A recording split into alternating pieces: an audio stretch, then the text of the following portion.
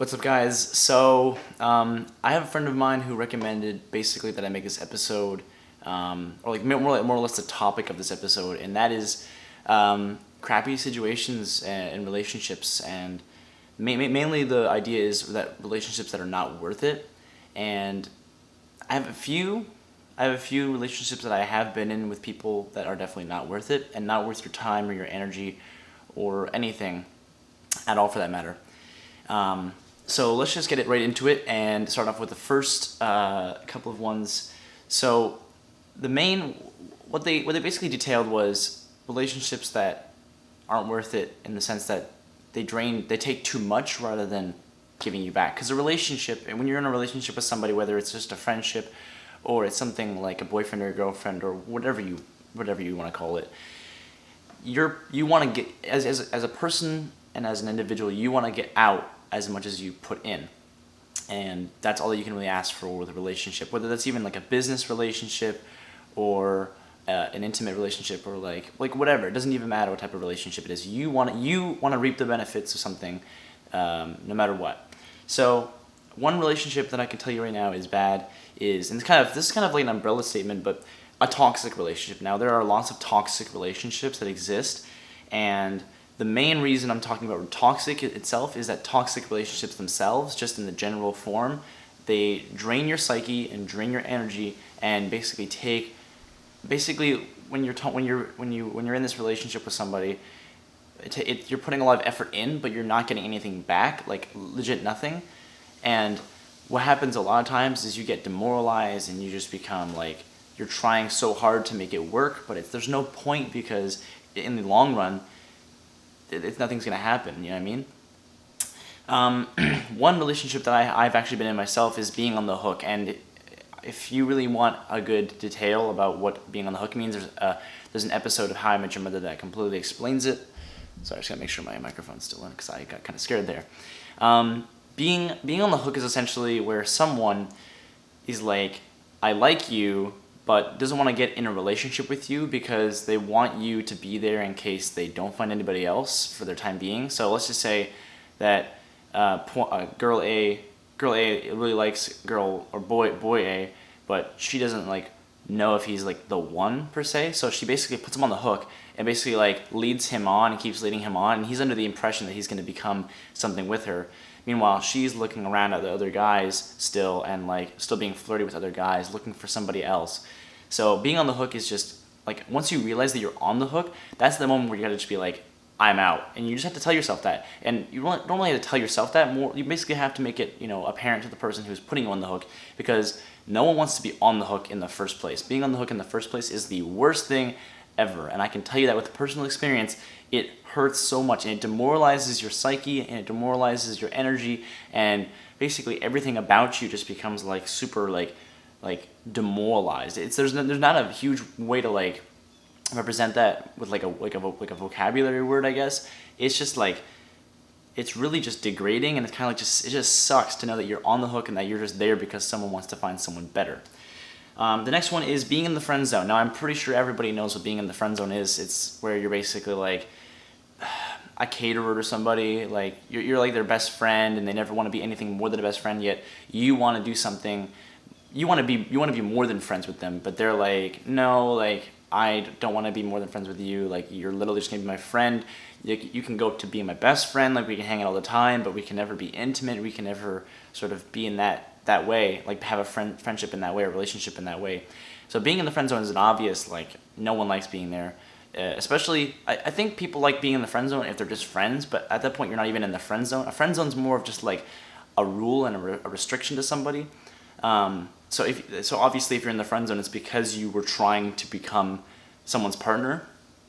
So if you're there, it's obviously you don't want to be there. So that's why being in the friend zone sucks, like a lot. Like, I can tell you right now that being in the friend zone just absolutely sucks. And a pity relationship. A pity relationship, it's kind of complex in a way, but it's essentially where usually this only happens for sometimes when you're with somebody for a long time, like a few months or maybe like a couple years or something like that. So essentially one person gets cold feet, or doesn't want to be with this person anymore. So essentially they try to split up, or they try to break up with this person, or they have feelings like that.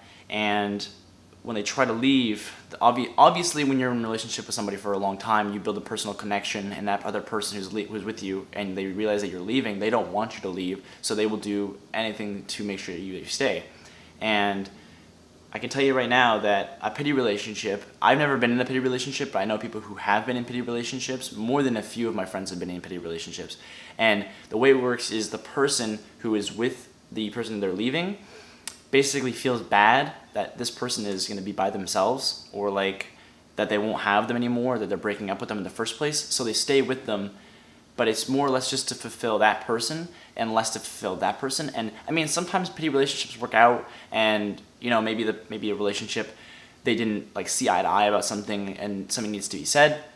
But most times, if not all, it's more or less just one person feeling like pity for somebody else. So they're like, okay, I'll stay with them for now, like until I find like a viable reason to break up with them. Like, no, absolutely not. If you feel like you want to break up with somebody, there's a specific reason. Like, you're not just doing it because you just feel like it.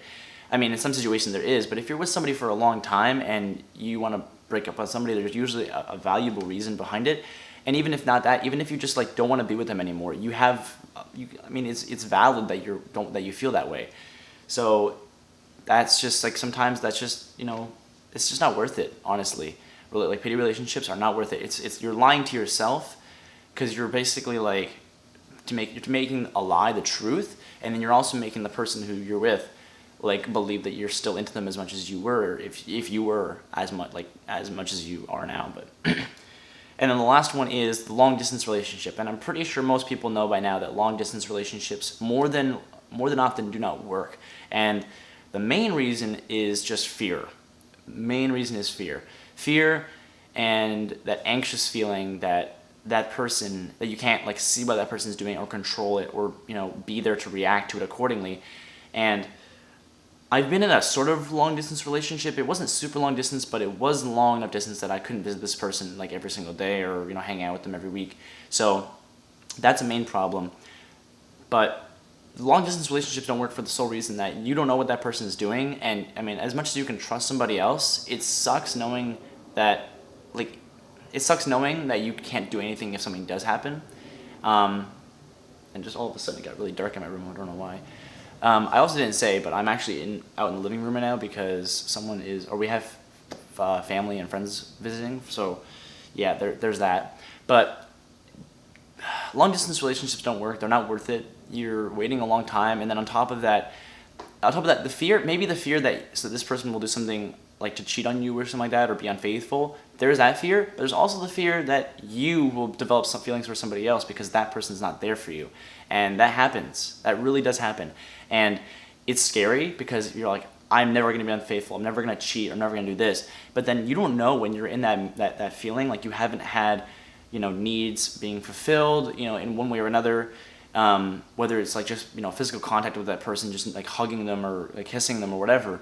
But once the temptation to actually do something with somebody like gets like so overwhelming that you just have to do something about it, that's when it becomes really tricky, because then you're fighting like your inner demons, and you're saying to yourself like, maybe this is a good idea, this is a bad idea, like, and you're like thinking like long distance was such a bad idea. So long distance really is not worth it. It really is not. And neither are toxic relationships, being on the hook, being in the friend zone, or having a pity relationship with somebody because you feel bad.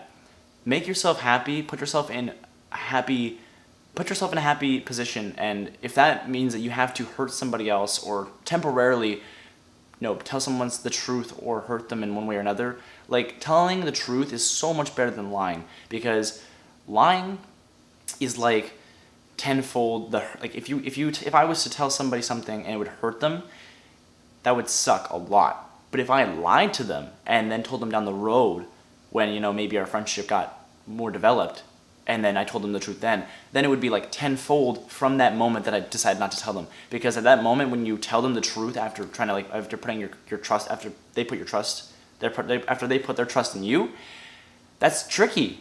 And then you're stuck in that situation where you're like you basically have no other option. So you need to know that when you make a relationship with somebody, that there are always precautions, and you should always know that being with somebody, you need to take responsibility for your feelings and what you feel, and you should not put that person's feelings above yours. You should value their feelings, but more or less what I'm trying to say is that your feelings matter as much as theirs do. So if one person feels really bad about something, and you don't, and you just, it makes you feel good that you're telling them the truth, and that it does suck for them, you understand that, but it feels so much better to tell the truth, then do that. Because put yourself in a good situation, because you only live one life. There's no point in living somebody else's life for them or trying to cater to them.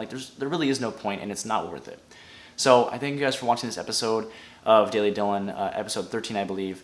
Leave a like down below and give me a comment. Just tell me anything you're thinking about. What you guys think? What do you guys think is like the worst relationship that you can be with someone? And I'm sorry this episode was so long. I'm looking at the thing now and it's saying like 10 minutes or something like that, 11 minutes. I don't even know, but. Thank you guys for watching. If you like this video, leave a like down below. If you dislike this video, there's a button for that. Please leave a comment down below. Tell me anything you want to tell me. Basically, tell me your favorite type of music if you want, and give me your opinion on your least favorite types of relationships. Until next time, guys. See ya.